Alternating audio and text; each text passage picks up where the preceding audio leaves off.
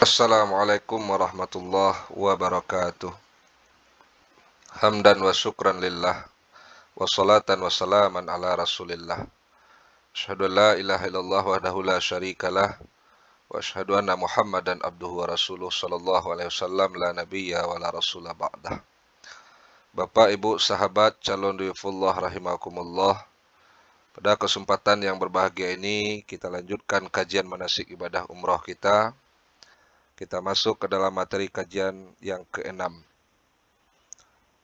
Materi kajian yang keenam ini kita akan mencoba mengkaji dan melihat secara mendalam dan detail terkait tata cara salat jamak dan salat qashar. Karena salat jamak dan salat qashar ini merupakan syariat agama kita yang merupakan suatu rukhsah bagi kaum muslimin yang memenuhi syarat sah tertentu yang akan kita sampaikan nanti, terkhusus bagi Bapak Ibu sahabat calon duyufullah yang akan melakukan perjalanan ibadah umroh. Hampir bisa dipastikan bahwa kita akan berkesempatan untuk menjamak dan mengqashar salat. Karena kita dalam perjalanan ibadah umroh dari Indonesia ke Madinah lebih kurang menghabiskan waktu sekitar 9 jam. Dari Madinah nanti ke Mekah, Mekah nanti kembali lagi ke Indonesia, itu ada beberapa saat ataupun beberapa waktu tertentu kita akan menjamak dan mengqashar salat. Karena salat jamak dan salat qashar ini hampir bisa dipastikan seluruh jamaah umrah mendapatkan rukhsah untuk melakukannya, maka tentu sebelum kita menunaikan ibadah umrah, Bapak Ibu sahabat calon duyufullah perlu mengkaji terlebih dahulu bagaimana tata cara pelaksanaan salat jamak dan salat qashar ini. Maka pada materi kajian yang ke-6 ini kita akan coba bahas tentang tata cara pelaksanaan salat jamak dan qashar ini. Baik Bapak dan Ibu, sahabat calon duyufullah rahimakumullah. Kita awali pertemuan ini dengan membaca basmalah. Bismillahirrahmanirrahim. Nah, sebelumnya kita lihat terlebih dahulu keutamaan salat fardu. Apa saja keutamaan salat fardu secara umum? Yang pertama adalah salat 5 waktu sehari semalam hukumnya fardu ain. Bahwa salat fardu ini merupakan kewajiban individu bagi setiap muslim yang sudah baligh dan berakal sehat. Tidak ada alasan apapun baginya untuk tidak mendirikan salat 5 waktu sehari semalam. Karena salat 5 waktu sehari semalam itu hukumnya adalah wajib, mayusabu ala fi'lihi wa yu'aqabu ala tarkihi. Berpahala apabila dikerjakan dan akan diberi dosa oleh Allah apabila ditinggalkan. Dan ini adalah kewajiban individu. Setiap individu muslim, muslimah wajib mendirikan salat 5 waktu sehari semalam. Kemudian keutamaan salat fardu yang kedua adalah salat fardu merupakan amalan pertama yang akan dihisab oleh Allah Subhanahu wa taala nanti di yaumil qiyamah. Awwalu ma yuhasabu yaumal qiyamah as-shalah. Amalan pertama yang akan dihisab oleh Allah di yaumil qiyamah kelak adalah salat. Artinya apabila salat kita baik, salat 5 waktu kita sempurna kita laksanakan, maka akan berpeluang amalan-amalan sunnah lainnya, amalan-amalan wajib lainnya juga akan diterima oleh Allah Subhanahu wa taala. Akan tetapi apabila salat 5 waktu ini tidak sempurna ataupun tidak kita dirikan, maka akan berpeluang amalan-amalan kita yang lainnya akan ditolak oleh Allah Subhanahu wa taala. Maka salat 5 waktu ini merupakan amalan penentu untuk diterima atau ditolaknya amalan-amalan kita yang lain ketika nanti kita dihisab oleh Allah di yaumil qiyamah. Kemudian yang ketiga, keutamaan salat fardu itu adalah seluruh jamaah umrah berkesempatan untuk mendirikan salat fardu di Masjid Nabawi dan Masjidil Haram. Maka oleh karena itu, karena ini adalah momen penting bagi setiap jamaah umrah yang diberikan kesempatan oleh Allah berziarah ke Masjid Nabawi dan Masjidil Haram, usahakanlah untuk mendirikan salat fardu itu selalu berjamaah di Masjid Nabawi ataupun Masjidil Haram. Karena apa? Karena apa yang disampaikan oleh Rasulullah SAW bahwa nilai salat kita di Masjidil Haram itu 100.000 kali lipat daripada salat yang kita lakukan di luar Masjidil Haram ataupun selain Masjidil Haram.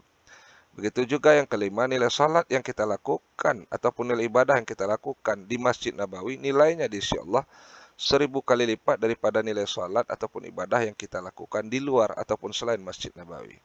Karena kata Rasulullah dalam sebuah hadisnya, salatum fi masjidi haza afdalu min alfi salah mimma siwah ilal masjidil haram.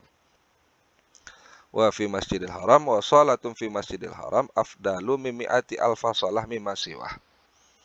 Salat di masjidku ini, kata Nabi, di Masjid Nabawi, nilainya 1000 kali lipat dibandingkan salat selain Masjid Nabawi, kecuali Masjidil Haram.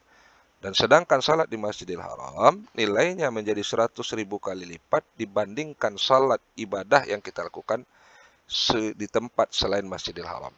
Nah, momen ketika kita berziarah ataupun berkunjung ke Masjid Nabawi dan Masjidil Haram adalah momen bagi kita untuk melipat gandakan ibadah yang kita lakukan kepada Allah Subhanahu wa taala. Jadi sangat sayanglah kiranya ketika kita sudah datang ke Masjidil Haram, datang ke Masjid Nabawi, tidak kita gunakan momen untuk melipat gandakan pahala ibadah yang kita lakukan kepada Allah ini. Kemudian satu statement penting yang perlu kita pahami dan kita camkan di dalam hati kita sebagai calon jamaah umroh adalah bahwa umroh tidak menggugurkan wajibnya sholat fardu. Jadi Bapak dan Ibu, tidak ada alasan bagi kita mentang-mentang kita sudah laksanakan ibadah umroh lalu gugur kewajiban kita mendirikan salat fardu. Tidak. Walaupun umroh biayanya mahal, bayar puluhan juta, tempatnya jauh dari Indonesia, tapi tetap status hukumnya adalah sunnah dan tidak bisa mengalahkan kewajiban kita untuk mendirikan salat fardu. Nah, oleh karena itu, karena kita menjalankan salah satu syariat agama Allah, yaitu menunaikan ibadah umroh. Nah, dalam perjalanan menunaikan ibadah umroh ini, bagaimana tentang kewajiban salat fardu kita? Ya, ada rukhsah ataupun keringanan salat fardu bagi seorang musafir. Di dalam artian, walaupun kita menunaikan ibadah umroh, melakukan perjalanan jauh, berstatus sebagai seorang musafir, tidak menggugurkan kewajiban kita untuk mendirikan salat fardu. Namun Allah dan Rasulullah sangat memahami kondisi perjalanan kita, maka diberikanlah rukhsah ataupun keringanan. Nah, ini di antara beberapa keutamaan salat fardu yang mesti kita pahami. Nah, selanjutnya kita lihat terlebih dahulu terkait dalil salat jamak dan salat qasar ini. Betulkah secara syariat ada dalil ataupun landasan bagi kita untuk mendirikan salat, dibolehkannya kita menjamak ataupun mengqasar salat? Nah, kita lihat dalil yang pertama, dalil salat jamak dan qasar itu, menjamak dan mengqasar salat fardu hukumnya dibolehkan secara syariat yang merupakan sebuah rukhsah dalam ajaran syariat agama Islam. Dengan dalil yang pertama kita lihat surat An-Nisa ayat 101. A'udzubillahi minasyaitonirrajim. Bismillahirrahmanirrahim. Wa idza darabatum fil ardi falaisa 'alaikum junahun an taqsuru minas shalah in khiftum ay yaftinakumul ladzina kafaru innal kafirina kanu lakum aduwwan mubina. Artinya, dan apabila kamu bepergian di muka bumi, maka tidaklah mengapa kamu mengqasar salatmu jika kamu takut diserang orang-orang kafir. Sesungguhnya orang-orang kafir itu adalah musuh yang nyata bagimu. Nah, ini dalil landasan yang pertama, dibolehkannya kita untuk menjamak dan mengqasar salat. Kemudian kita lihat dalil ataupun landasan yang kedua adalah hadis an Anas radhiyallahu anhu qol, kana Rasulullah sallallahu alaihi wasallam idza tahala an tazigha syamsa akhara zuhra ila waqtil asri summa nazala yajma'u bainahuma fa in zaghat qabla ayyartahilla shalla zuhra summa rakiba, rawahul Bukhari. Artinya dari Anas radhiyallahu anhu, ia berkata, apabila Rasulullah sallallahu alaihi wasallam akan berangkat melakukan suatu perjalanan sebelum tergelincir matahari, maka beliau akan mentakhirkan salat zuhur ke waktu asar. Kemudian beliau berhenti untuk menjamak kedua salat itu, yaitu zuhur dan asar. Dan jika matahari sudah tergelincir sebelum ia berangkat, maka beliau salat zuhur terlebih dahulu, kemudian beliau naik kendaraan. Hadis riwayat Bukhari. Nah, inilah yang menjadi salah satu dalil dibolehkannya menjamak dan mengqashar salat bagi seorang musafir yang akan melakukan perjalanan. Nah, Bapak Ibu, sahabat calon dhaifullah rahimakumullah, selanjutnya kita lihat terlebih dahulu apa saja syarat sah dibolehkannya kita untuk menjamak dan mengqashar salat. Yang pertama, dibolehkannya kita menjamak dan mengqashar salat itu adalah ketika kita melakukan perjalanan jauh, minimal jarak perjalanan yang kita tempuh, yang akan kita lakukan itu adalah 81 km. Artinya dari kampung, tempat ataupun rumah kita ke tempat yang akan kita tuju, minimal jaraknya adalah 81 km. Nah, Bapak Ibu, kita lihat kita akan melakukan perjalanan umrah. Hampir bisa sudah dipastikan antara rumah kita dengan Masjid Nabawi jaraknya itu pasti melebihi 81 km. Artinya syarat yang pertama, kita sudah memenuhi syarat untuk menjamak dan mengqashar salat. Karena kita akan melakukan perjalanan lebih dari 81 km.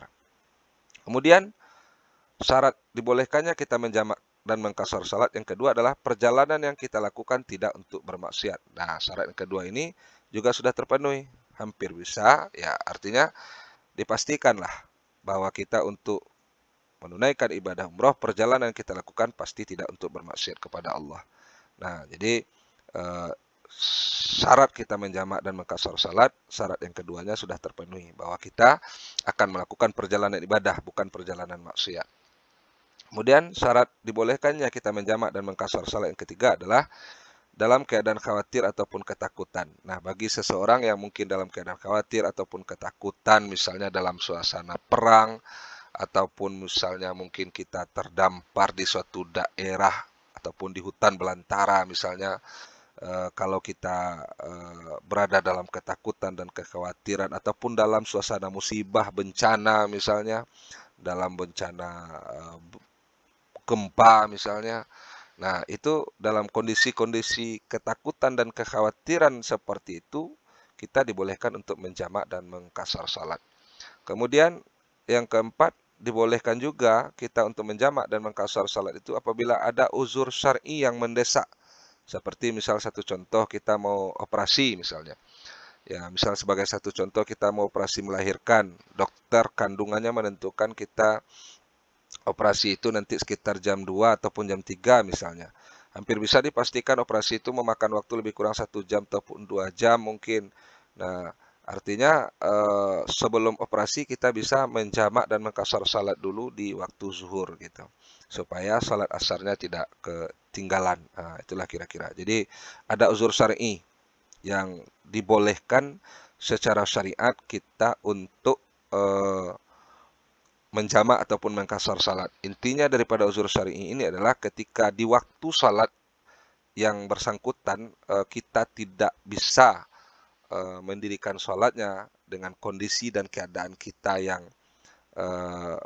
tidak memungkinkan kita mendirikan sholat. Ya seperti itu tadi, seperti mau operasi misalnya.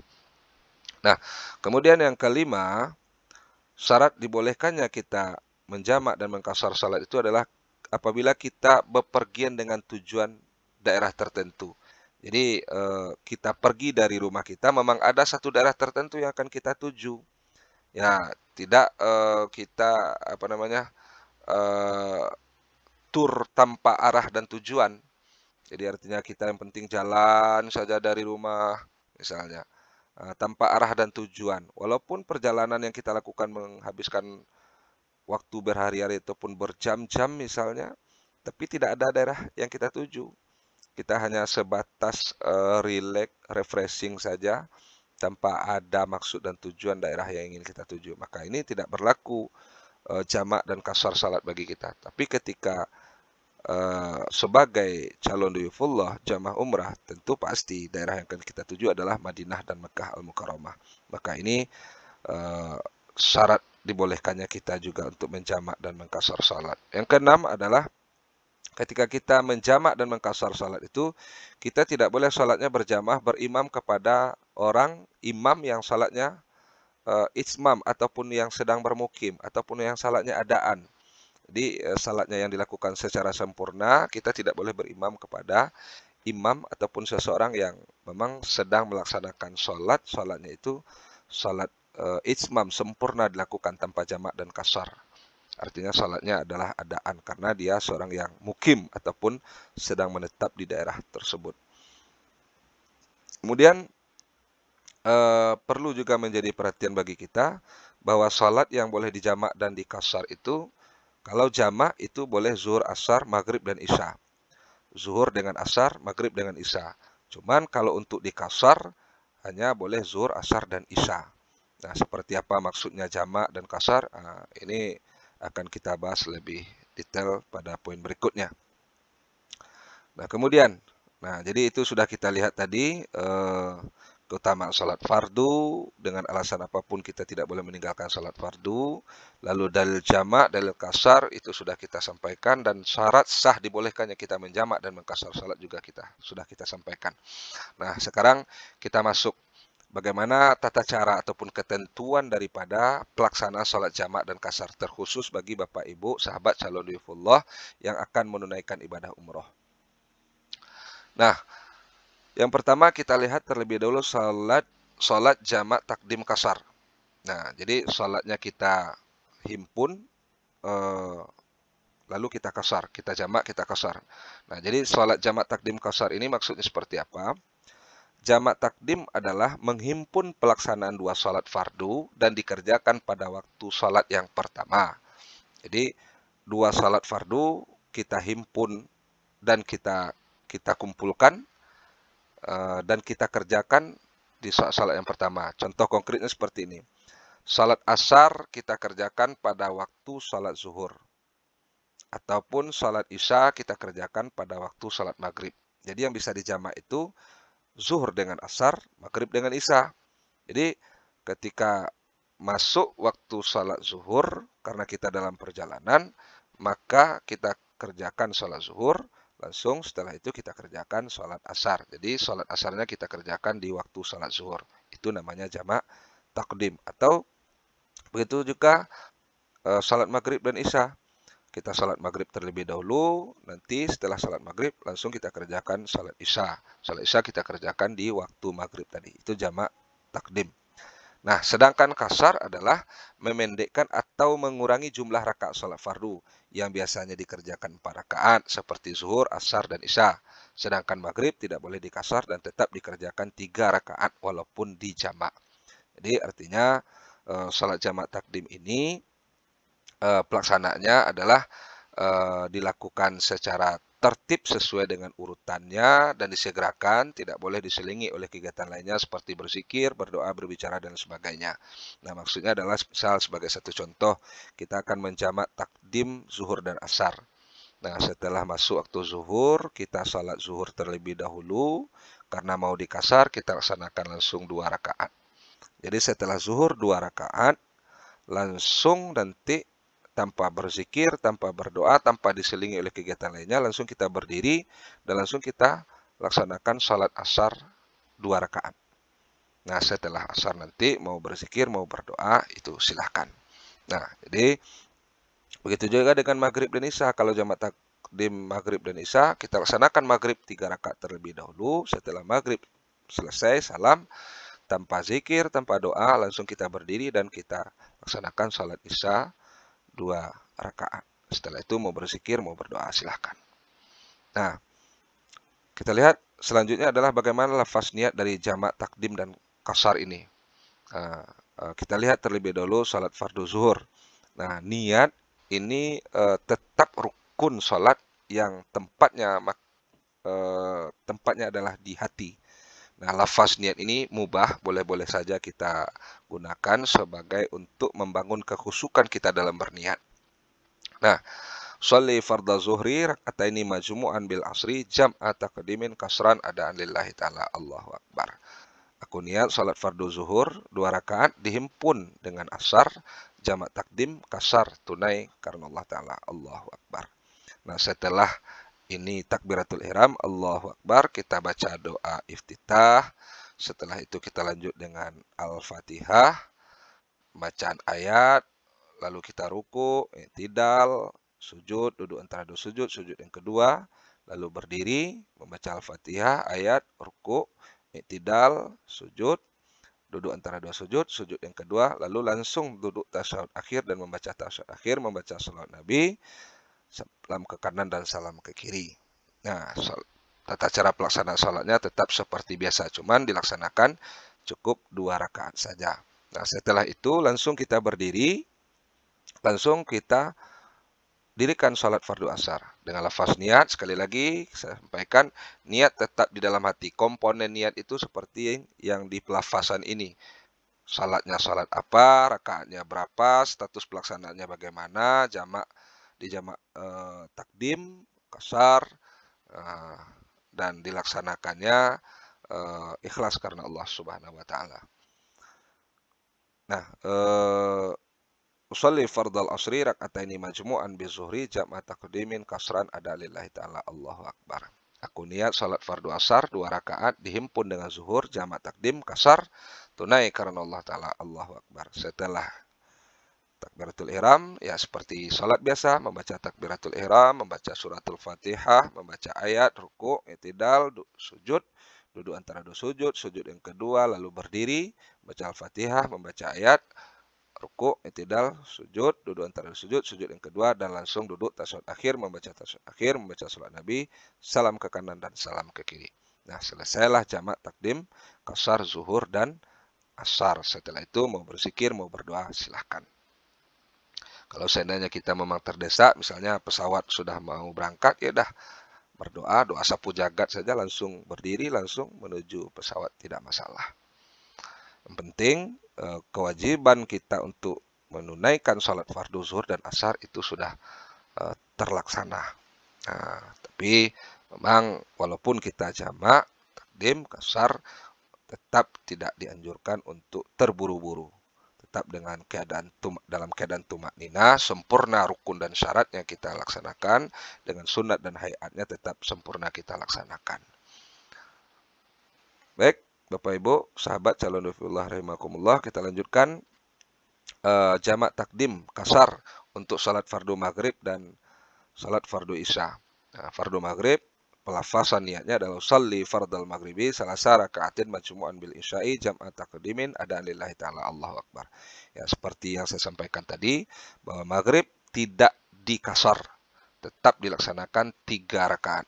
Aku niat salat fardu maghrib 3 rakaat dihimpun dengan isya jamak takdim, jadi tanpa kasran. Jamak takdim tunai karena Allah taala Allahu akbar. Lalu takbiratul ihram, setelah itu ya seperti tadi, doa iftitah, membaca Al-Fatihah, rukuk, i'tidal, sujud, duduk antara dua sujud, sujud yang kedua, lalu berdiri, ya seperti sholat maghrib biasa. Nah, setelah selesai salam ke kanan, salam ke kiri, 3 rakaat kita laksanakan, langsung berdiri tanpa dijeda dengan zikir dan doa dan kegiatan lainnya, langsung berdiri, langsung kita mendirikan sholat fardu isyanya.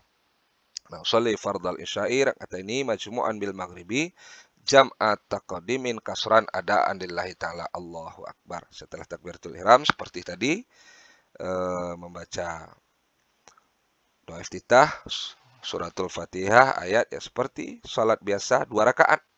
Nah, setelah itu langsung duduk tasyahud akhir, baca tasyahud akhir, salawat Nabi, salam ke kanan dan salam ke kiri. Maka selesailah jamak takdim kasar kita zuhur dan asar, maghrib dan isya. Nah, artinya salat zuhur kita laksanakan di waktu zuhur, salat asarnya kita laksanakan di waktu zuhur. Salat maghrib dilaksanakan di waktu maghrib, salat isyanya dilaksanakan di waktu maghrib. Itulah jamak takdim. Dan apabila rakaatnya kita kurangi menjadi 2 rakaat zuhur, asar 2 rakaat, isya 2 rakaat, menjadi jamak takdim kasar. Nah, sekarang kita lihat salat jamak takhir kasar. Nah, apa yang dimaksud dengan salat jamak takhir kasar? Salat jamak takhir kasar adalah menghimpun pelaksanaan 2 salat fardu dan dikerjakan pada waktu salat yang kedua. Jadi ini ditakhirkan, diundur. Salat 2 salat fardu tadi kita kerjakan di salat yang kedua. Misalnya salat zuhur dikerjakan pada waktu salat asar. Salat maghrib dikerjakan pada waktu salat isya. Jadi artinya kita mau menjamak antara zuhur dan asar, di waktu asar kita kerjakan. Jadi kita laksanakan zuhur 2 rakaat, kita laksanakan asar 2 rakaat di waktu asar. Nah, itu jamak takhir kasar namanya. Nah, tetap dilakukan secara tertib, berurutan, dan disegerakan. Serta tidak boleh diselingi oleh kegiatan lainnya seperti berzikir, doa, berbicara, dan sebagainya. Kita lihat terlebih dulu bagaimana tata cara pelaksanaannya. Ya, seperti jamak takdim tadi.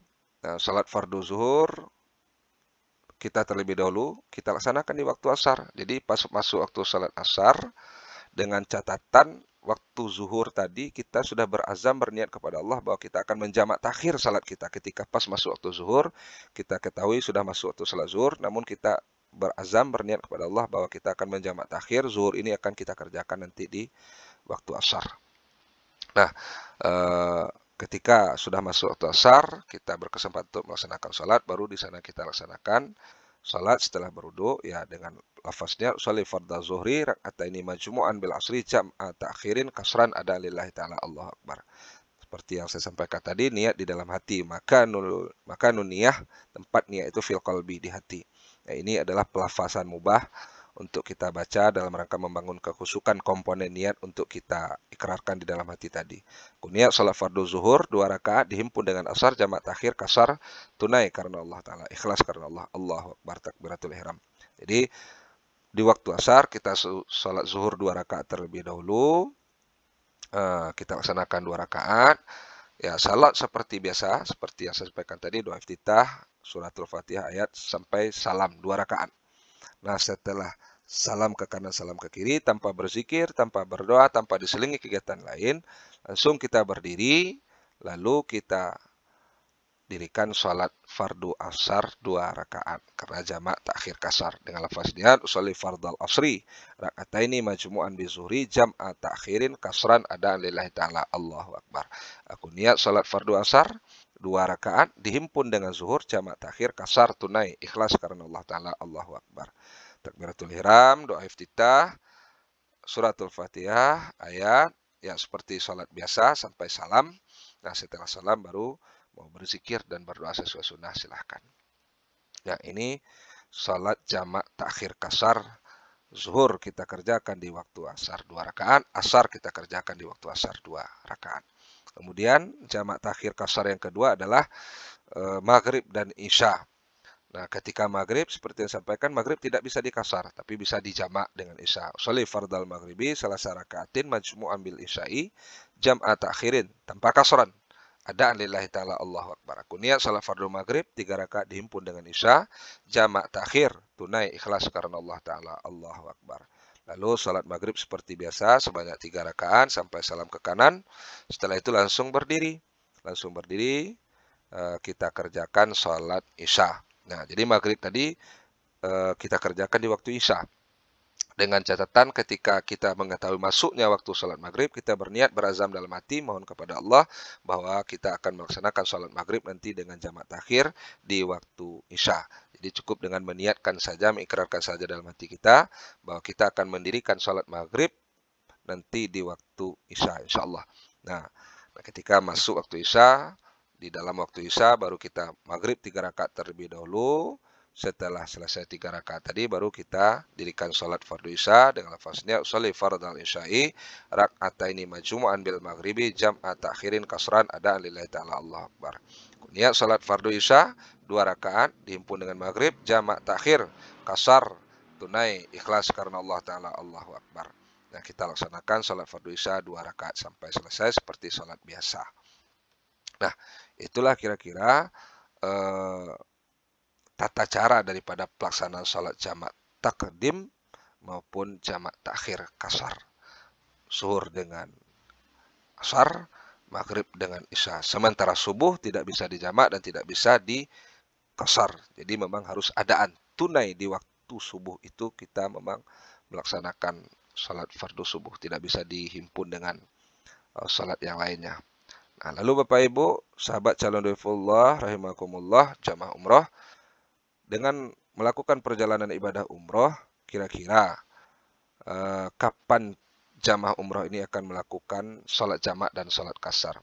Sejauh pengalaman kami dalam mendampingi jamaah umroh, dalam menunaikan ibadah umroh, melakukan perjalanan ibadah umroh ke Madinah Al-Munawwarah dan Mekah Al-Mukarramah, ada beberapa waktu Ada beberapa waktu yang kita memang sampaikan kepada jamaah, dampingi jamaah untuk menunaikan sholat jamak dan kasar ini. Ya, pertama, ketika calon jamaah umrah bertolak dari Bandara Internasional Minangkabau menuju Madinah. Nah, ini dari Sumatera Barat, calon jamaah umrah yang kita dampingi dari Sumatera Barat, dari Bandara Internasional Minangkabau menuju Madinah. Nah, ini momen pertama untuk menjamak dan mengkasar salat. Sebagai satu contoh konkretnya seperti ini. Ketika jamaah melakukan perjalanan dari BIM menuju Madinah, ini dari pengalaman kami, biasanya jamaah umrah itu akan berangkat dari BIM pada pagi hari setelah subuh. Lebih kurang sekitar jam 7 take off-nya sekitar jam 7 ataupun jam 8 pagi. Nah, lalu menempuh perjalanan lebih kurang sekitar 9 jam di atas pesawat. Dan sampai di Madinah lebih kurang sekitar jam 4. Nah, kenapa sampai jam 4 waktu Arab Saudi ya? Nah, sebagai satu contoh, kalau seandainya berangkat dari BIM Indonesia ini sekitar jam 8, menempuh perjalanan 9 jam. Nah, artinya jam 8 ditambah 9 jam berarti sekitar jam 5. Ya, 8 tambah 9, 17. Ya, 8 tambah 9, 17 berarti jam 5. Jam 5 sore waktu Indonesia. Sementara di Arab Saudi baru menunjukkan jam kurang 4 jam. Jam 5 kurang 4 berarti jam 1. Nah, jam 1 lebih kurang. Nah, cuman itu baru pesawat landing Madinah. Proses keluar dari pesawat, proses melewati imigrasi, lalu sampai jamaah di naik bis. Nah, biasanya itu akan memakan waktu lebih kurang sekitar 2 jam, bahkan sampai 3 jam. Nah, itu tergantung kondisi kondisional sifatnya. Artinya dari pengalaman kami, itu sekitar jam 4 ataupun jam 5 baru sampai di hotel di Madinah. Nah, artinya adalah untuk melaksanakan sholat jamak kasar ini, itu nanti setelah sampai di Madinah. Karena secara umum mohon maaf, kita jamaah umrah Bapak Ibu tidak anjurkan jamaah untuk sholat di pesawat. Ya, karena menurut pemahaman kami untuk sholat di pesawat dengan kondisi untuk bertayamum, walaupun ya mohon maaf sebagian ulama ataupun bahkan keputusan Majelis Ulama Indonesia membolehkan tayamum di atas pesawat. Ya, cuman dengan kondisi yang tidak ada debu di atas pesawat dengan syarat-syarat dibolehkannya bertayamum, menurut pemahaman kami, menurut pemahaman saya, ya lebih utama lah kiranya karena memang kita dibolehkan untuk menjamak dan mengkasar salat. Dengan perkiraan seperti ini, kita sampai di Madinah masih dalam waktu asar, maka alangkah lebih baiknya kita menjamak takhir kasar salat ketika sampai di Madinah nantinya. Dari pengalaman kami yang sudah-sudah, itulah yang kami lakukan. Di dalam artian kalau seandainya berangkat pagi di Indonesia, akan diperkirakan kita sampai di hotel Madinah itu sekitar jam 4 waktu Arab Saudi. Jadi setelah jamaah sampai di hotel, nah lalu jamaah kita giring. Jadi kita tidak bagi kunci kamar terlebih dahulu, kita tidak ambil koper terlebih dahulu, tidak makan terlebih dahulu. Kita akan kondisikan jamaah untuk langsung bertolak ke Masjid Nabawi.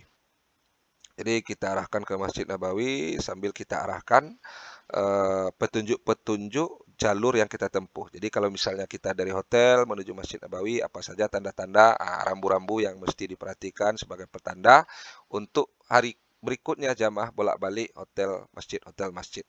Nah, sampai di Masjid Nabawi nanti kita akan pandu secara berjamaah jamaah umroh ini untuk melaksanakan sholat jamak takhir kasar, zuhur dan asar. Nah, setelah jamaah selesai nanti jamak takhir, kasar, zuhur dan asar, nah kita balik lagi ke hotel.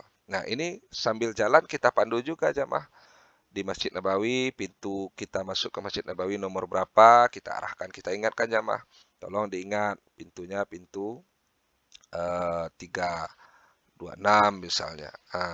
Di luarnya pintu 326, nanti mau balik ke hotel juga perhatikan juga kita keluar nanti di pintu 326. Lalu di perjalanan apa-apa saja nanti akan menjadi tanda-tanda ataupun rambu-rambu yang bisa gampang untuk diingat oleh jamaah supaya memudahkan akses jamaah bolak-balik nanti untuk hari kedua, hari ketiga sampai hari berikutnya bolak-balik secara mandiri hotel masjid gitu. Nah, setelah itu baru kita balik ke hotel. Nah, jamaah nanti baru kita bagi kunci kamar, lalu jamaah nanti masuk ke kamar untuk istirahat sejenak dan bersiap-siap untuk mandi sore. Nah, kira-kira seperti itu. Jadi artinya perjalanan dari Indonesia, khususnya BIM Sumatera Barat menuju Madinah itu akan berpeluang bagi jamaah umroh untuk bisa menjamak dan mengqasar salat dengan cara seperti yang sudah saya sampaikan tadi. Kemudian kemungkinan kedua untuk menjamak dan mengqasar salat bagi jamaah umroh adalah ketika jamaah bertolak di hari terakhir di Madinah menuju Makkah untuk menunaikan ibadah umroh. Nah, dari pengalaman kami dalam mendampingi jamaah umroh, biasanya perjalanan dari Madinah menuju Makkah itu, jamaah itu akan bergerak dari Madinah menuju Makkah pada jam 2 waktu Arab Saudi. Dan akan menempuh perjalanan lebih kurang 450 km. Maka saat sholat zuhur di Masjid Nabawi, jamaah terlebih dahulu melakukan sholat jamaah takdim qasar zuhur dan asar di Masjid Nabawi. Nah, maksudnya seperti ini. Biasanya di hari kelima, ketika jamaah sudah berada di Masjid Nabawi hari kelima, itu jamaah biasanya kami arahkan di hari terakhir itu sekitar jam 11 ataupun setengah 12 sebelum masuk waktu zuhur, sudah dalam keadaan selesai mandi ihram dan berpakaian pakaian ihram. Lalu secara bersama-sama kita menuju Masjid Nabawi. Nah, setelah sampai di Masjid Nabawi, nanti masuk salat zuhur, kita salat zuhur berjamaah dengan imam Masjid Nabawi. Setelah selesai salat zuhur berjamaah dengan imam Masjid Nabawi, lalu jamaah kita giring untuk mendirikan salat jamak takdim asar 2 rakaat. Nah, jadi langsung salat jamak takdim qasar asar 2 rakaat. Setelah itu baru nanti jamaah balik ke hotel, makan siang, jamaah sekitar jam setengah 2 ataupun jam 2, setengah 2 naik bis, jam 2 bergerak menuju Masjid Bir Ali. Nah, jadi dalam artian karena sudah diperkirakan perjalanan kita menempuh perjalanan 450 km, biasanya dari pengalaman kami itu paling cepat sampai di kota Makkah itu sekitar jam 8 ataupun jam 9 malam waktu Arab Saudi. Jadi artinya itu akan melewati waktu sholat asar dan maghrib. Nah, makanya supaya kita tidak ketinggalan sholat fardu asar, karena kemungkinan besar supir tidak akan berhenti di waktu asar itu. Oleh karena itu, boleh kita melaksanakan jamak qasar takdim. Jadi artinya salat asar kita kerjakan di waktu zuhur. Nah, jadi artinya kewajiban zuhur dan asar kita sudah kita laksanakan, sudah kita tunaikan. Baru nanti kita bertolak ke Masjid Bir Ali untuk melakukan miqat ihram umroh di Masjid Bir Ali. Setelah kita pandu seluruh jamaah di Masjid Bir Ali untuk miqat ihram dengan tata cara berwuduk terlebih dahulu bagi yang sudah batal wuduknya, lalu salat sunnah ihram 2 rakaat di dalam Masjid Bir Ali, lalu melafazkan niat labbaik Allahumma umratan li nafsi lillahi ta'ala, lalu nanti baru jamaah menuju bis kembali dan sambil bertalbiyah kita pandu bersama-sama, jamaah mengucapkan talbiyah naik ke bis, dan selama di bis juga kita ingatkan kembali hal-hal yang membatalkan ihram, hal-hal yang tidak boleh dilakukan oleh seorang yang sedang berihram, sambil bertalbiyah menuju kota suci Mekah Al-Mukarramah. Nah, ini waktu yang kedua yang perkiraan seluruh jamaah umroh yang berangkat dari Indonesia ataupun dari BIM Sumatera Barat khususnya bersama kami, waktu yang kedua ini berpotensi untuk menjamak dan mengqasar salat. Kemudian perkiraan yang ketiga adalah ketika jamaah sampai di kota Mekkah di hari pertama memasuki kota Mekah, seperti yang saya sampaikan tadi, perjalanan lebih kurang 450 kilometer menghabiskan waktu lebih kurang sekitar 6 sampai 7 jam. Dari pengalaman kami mendampingi jamaah yang sudah itu sekitar jam 8 ataupun jam 9 kita sampai di kota Mekah. Nah, artinya waktu salat maghrib sudah habis. Jadi cukup ketika waktu salat maghrib, walaupun kadangkala ada tepat sopir itu berhenti di rest area maghrib. Kadang-kadang lewat maghrib baru sampai di rest area. Nah, karena sepanjang perjalanan Madinah Mekah itu banyak titik-titik spot-spot rest area, ya tergantung sopirnya masing-masing. Dari pengalaman kami yang sudah selalu tidak sama tempat spot perhentian daripada sopir bus yang kita gunakan ini, karena ya tergantung langganannya masing-masing lah. Nah, namun demikian ketika maghrib masuk, kita masih di atas mobil, ya kita arahkan jamaah cukup dengan berniat saja bahwa kita akan menjamak takhir salat maghrib nanti di Masjidil Haram. Nah, dengan motivasi kita mendapatkan fadilah keutamaan salat di Masjidil Haram dengan pahala yang berlipat ganda tentunya. Nah, jadi ketika jamaah sampai di kota Mekah sekitar jam 8 ataupun jam 9 malam, biasanya sholat berjamaah Isya di Masjidil Haram sudah selesai. Nah, jadi ketika sampai di Mekah ini sekitar jam 8, kita arahkan jamaah terlebih dahulu ke hotel, kita bawa jamaah langsung ke restoran untuk makan malam. Ya, karena akan berumrah tentu butuh butuh tenaga yang prima. Nah, jadi makan malam terlebih dahulu. Setelah selesai makan malam dalam keadaan masih berposisi berihram, berpakaian ihram, langsung kita arahkan jamaah untuk berwudu di tempat wudu di hotel ataupun di restoran hotel. Nah, setelah selesai berwudu, baru nanti kita menuju bersama-sama ke Masjidil Haram untuk menunaikan ibadah umrah. Jadi biasanya kita arahkan bersama-sama sambil bertarbiyah, kita bawa jamaah menuju Masjidil Haram, sambil juga kita jelaskan, kita berikan isyarah rambu-rambu ataupun tanda-tanda yang perlu diperhatikan jamaah ketika hari-hari berikutnya bolak-balik hotel Masjidil Haram. Nah, kita arahkan biasanya jamaah nanti langsung ke pintu 79. Nah, kita masuk ke dalam, ya lengkap dengan kita pandu nanti dengan doa-doanya, zikir-zikirnya, sampai masuk ke Masjidil Haram melewati pintu 79, lalu kita ambil posisi di dalam Masjidil Haram terlebih dahulu untuk melaksanakan sholat jamak takhir qasar maghrib dan isya. Nah, ya artinya dalam manasik offline sering saya sampaikan kepada jamaah, di situ pula lah saatnya saya untuk menjadi imam Masjidil Haram. Ya, walaupun jamaahnya adalah jamaah umrah saya, satu grup saja gitu kan. Artinya yang jelas saya mengimami jamaah di Masjidil Haram. Kira-kira seperti itu. Momennya untuk menjadi imam Masjidil Haram. Jadi Pak dan Ibu, kita pandu jamaah terlebih dahulu untuk menjamak qasar salat. Kita laksanakan maghrib 3 rakaat terlebih dahulu, dan baru dilanjutkan dengan salat isya 2 rakaat. Nah, setelah itu baru nanti kita menuruni tangga menuju pelataran Ka'bah untuk melaksanakan tawaf 7 kali mengelilingi Ka'bah. Nanti dilanjutkan dengan sa'i, dilanjutkan dengan tahallul. Proses pelaksanaan rukun dan sunnah-sunnah umroh lainnya. Nah, artinya ini adalah waktu yang ketiga jamaah umroh akan melaksanakan jamak dan qasar salat. Kemudian selanjutnya, kapan lagi perkiraan jamaah umroh itu akan melaksanakan salat jamak dan salat qasar adalah ketika hari terakhir di Mekah, ketika jamaah menuju Jeddah, Bandara Jeddah untuk kepulangan kembali lagi ke Indonesia. Jadi biasanya jamaah di hari terakhir di kota Mekah, meninggalkan kota Mekah itu ba'da zuhur, ya sekitar jam 2 waktu Arab Saudi, menuju Bandara King Abdul Aziz di Jeddah. Maka saat jamaah umrah melakukan salat zuhur dan tawaf wada di Masjidil Haram, terlebih dahulu melaksanakan salat jamaah takdim, qasar, zuhur, dan asar. Jadi seperti ketika meninggalkan kota Madinah, ketika di Makkah juga seperti itu, ketika waktu zuhur, jamaah kita arahkan untuk salat zuhur di Masjidil Haram, lalu langsung melakukan tawaf wada.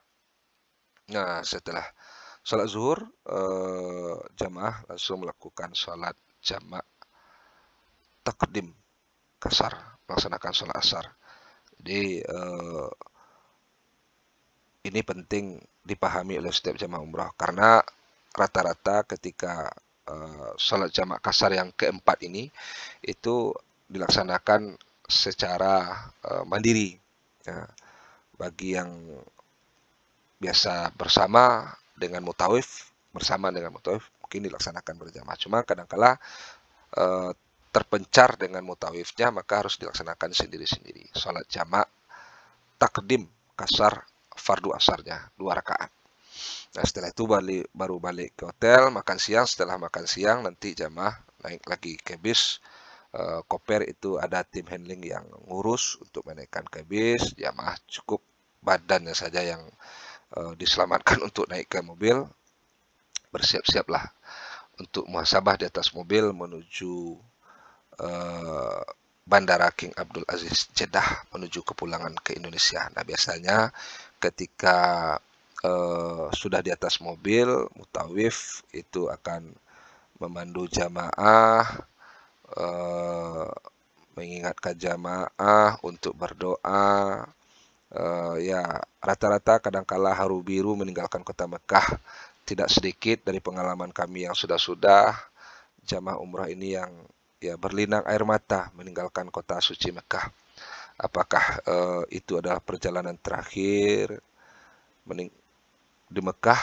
Apakah masih ada kesempatan di lain waktu Allah berikan untuk menginjakkan kaki di rumah Allah yang maha suci ini atau tidak? Itu hanya Allah yang maha kuasa.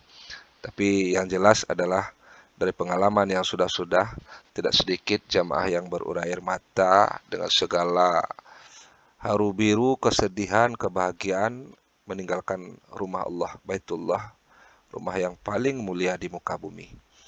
Nah, namun apa daya, saat berpisah memang harus dilaksanakan. Saat perpisahan memang sudah tiba, suka tak suka, rela tak rela. Dengan segala kesedihan memang harus meninggalkan kota suci Mekah Al-Mukarramah. Namun tetap dengan satu harapan di dalam hati bahwa mudah-mudahan di lain waktu Allah masih berikan kesempatan kepada kita untuk datang kembali ke Madinah Al-Munawwarah dan Mekah Al-Mukarramah. Amin ya rabbal alamin. Nah, ini waktu yang keempat. Kemungkinan jamaah akan menjamak dan mengkasar salat. Dan yang terakhir adalah yang kelima, ketika jamaah di Jeddah menuju BIM. Nah, biasanya jamaah itu dari Mekah menuju Jeddah biasanya sore sampai di Jeddah. Nah, sore sampai di Jeddah sebelum maghrib biasanya. Sebelum maghrib. Nah, kondisional. Ketika memang tidak harus terdesak jamaah menuju ruang tunggu di BIM, biasanya kami arahkan jamaah di ruang tunggu di luar di bandara terlebih dahulu untuk melaksanakan sholat maghrib dan langsung dijamak dengan isya. Jadi di ruang tunggu di luar itu ada musola di bandara Jeddah. Nah, terlebih dahulu kita arahkan jamaah untuk berwudu dan sholat maghrib berjamaah di situ di musola di luar bandara. Sholat maghrib 3 rakaat, langsung nanti kita arahkan jamaah untuk menjamak takdim isya 2 rakaat. Itu biasanya kita laksanakan berjamaah dengan jamaah. Nah, setelah itu nanti baru kita menuju masuk bandara untuk check-in. Check-in, nanti jamaah dapat tiket, nanti baru menuju melintasi imigrasi, pemeriksaan imigrasi, baru nanti jamaah akan menuju ruang tunggu. Nah, jadi artinya salat jamak takdim kasar maghrib Indonesia sudah dilaksanakan di luar.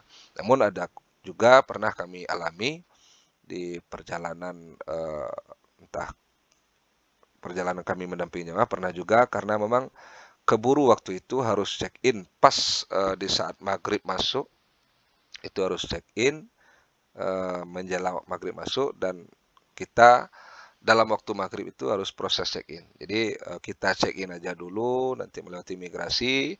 Setelah masuk di ruang tunggu, nanti di ruang tunggu baru kita jamak takhir Nah, jamak takhir lagi, jamak takhir kasar.